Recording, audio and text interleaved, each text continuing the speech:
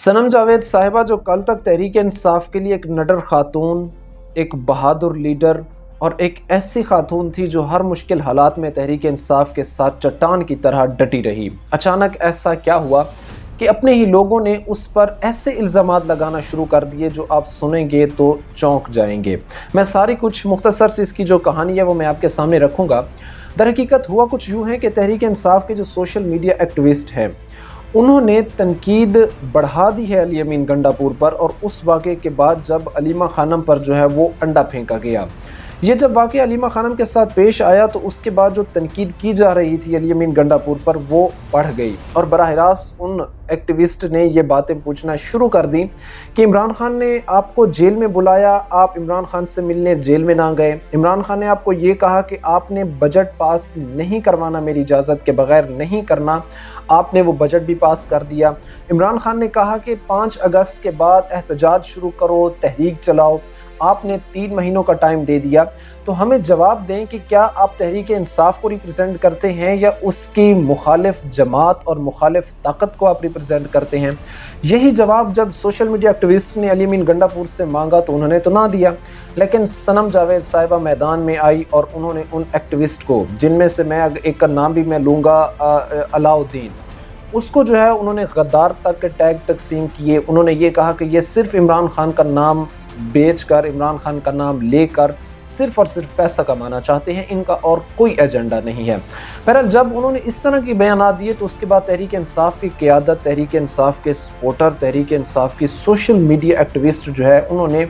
खुलेआम जो है वो सनम जावेद पर तनकीद शुरू कर दी, और उन्होंने ऐसी बोल्ड बातें लिखी, ऐसी चीज़ें लिखी जो शायद मैं अभी बयान करूं तो बड़ी एक वो आप कह लें कि एक शर्मिंदगी की बात है।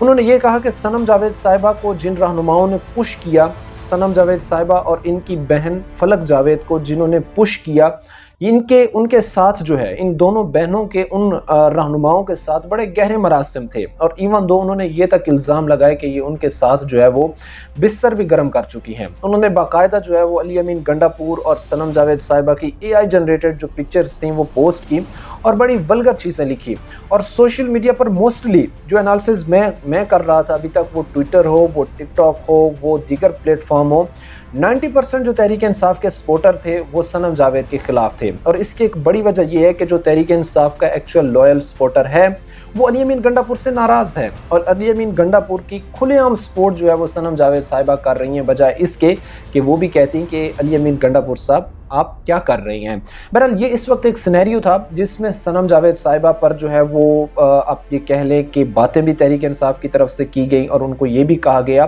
कि आप और अली अमीन गंडापुर के नाजायज़ ताल्लुकात, नाजायज़ मरासिम हैं जो तहरीक इंसाफ को जो है वो शदीद नुकसान दे रहे हैं। अच्छा, इसमें एक और चीज़ कि ये सारा वाक़या उस वक्त के बाद बढ़ा जब अलीमा खानम पर जो है वो अंडा फेंका गया, और अनफॉर्चुनेटली अगर आप उठाकर ये चीज़ देखें तो तहरीक इंसाफ को इस चीज़ की दुख और तकलीफ़ हुई, तहरीक इंसाफ को जो इस बात का दुख हुआ,